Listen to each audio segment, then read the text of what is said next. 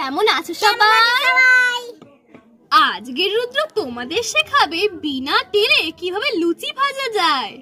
তো চলো রুদ্র প্রথমে এবার লুচিটা একটু বেলে নি। দেখো বন্ধুরা রুদ্র কি সুন্দর লুচি বেলছে।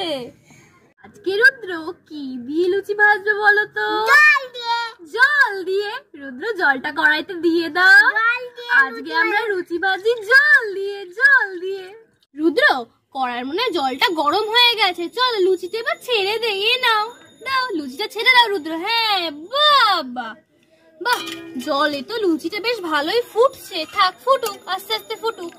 দেখো বন্ধুরা রুদ্র কিন্তু জল দিয়ে বেশ ভালোই ফুলকো ফুলকো লুচি বানিয়েছে। আমরা এখন রুদ্র রান্না করে লুচি আর সুজি খাই। আর তোমরা কিন্তু বাড়িতে এই রেসিপিটা রান্না করতে একদমই ভুলো না। ততক্ষণের জন্য বাই বাই। Bye bye. কেমন আছো সবাই? আজকে রুদ্র বানাবে এই গরমের মধ্যে স্লাইস দিয়ে ঠান্ডা ঠান্ডা আইসক্রিম। রুদ্র কি বানাবে? আইসক্রিম। নিয়েছি একটা আইসক্রিম মোল্ড। এবারে এর মধ্যে স্লাইস গুলো ভর্তি করে বানিয়ে ফেলবো আমরা আইসক্রিম। তো রুদ্র চলো এর মধ্যে একটুখানি এটা ঢেলে দাও। বাবা স্লাইস আমি ভর্তি করে দিয়েছি। এবার রুদ্র কাঠিগুলো লাগিয়ে দেবে। লাগিয়ে দাও রুদ্র, তাড়াতাড়ি লাগিয়ে দাও। এই নাও। এগুলোকে কত ঘন্টার জন্য আমি ফ্রিজে রেখে দেবো? ক ঘন্টার জন্য? 6 ঘন্টার জন্য। রুদ্র 6 ঘন্টা হয়ে গেছে। চলো দেখি আইসক্রিম গুলো কত সুন্দর হয়েছে। তুলে দেখি তো। ওয়াও কি সুন্দর হয়েছে, খেয়ে দেখি।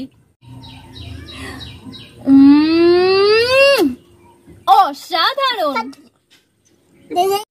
কেমন আছো সবাই? রুদ্র আজকে রান্না করবে মুরুল্লা মাছের ঝাল। কি রান্না করবে বলে দাও তুমি? মুরুল্লা মাছের ঝাল। মাছগুলোকে কেটে ধুয়ে তারপরে নুন হলুদ মাখিয়ে রেখেছি। চলো এবার মাছগুলো ভাজা যাক। কড়াইতে তেলটা দিয়ে দাও। মাছ ভাজা হচ্ছে। রুদ্র নাড়ো। মাছটা এবারে ভেজে নিচ্ছি। শুকনো লঙ্কা তেজপাতাটা দিয়ে দিলাম। পেঁয়াজ টমেটো লঙ্কা কুচি দিয়ে দিলাম। হলুদ গুঁড়ো লঙ্কা গুঁড়ো নুন দিয়ে দিলাম। সর্ষে বাটাটা দিয়ে দিলাম। ঝোলটা ফুটে গেছে। এবার মাছগুলোকে দিয়ে দিলাম।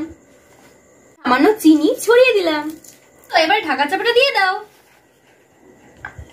গরম গরম ভাতের সাথে মুরুল্লা মাছের ঝাল খেতে অসাধারণ।